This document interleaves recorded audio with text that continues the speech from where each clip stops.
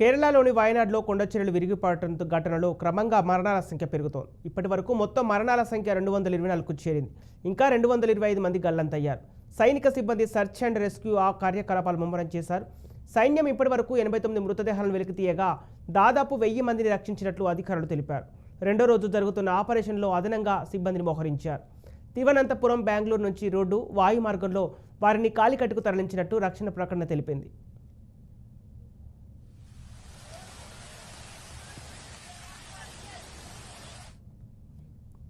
ముండకై కుగ్రామంలో ధ్వంసమైన ఇళ్లలో మృతదేహాలు భయంకరంగా ఉన్నాయి. శిథిలాల కింద వందలాది మంది చిక్కుకున్నారు.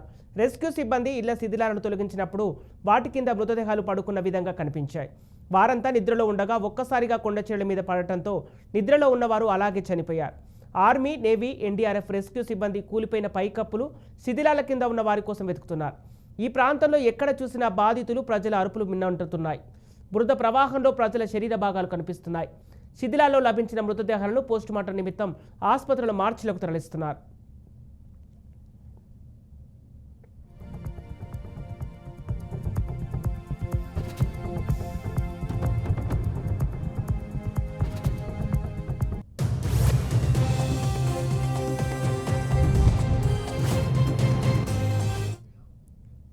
కాగా ఈ ఘటనపై ప్రధాని నరేంద్ర మోదీ నిశ్చితంగా పరిశీలిస్తున్నారని కేంద్ర మంత్రి జార్జి కురియన్ తెలిపారు.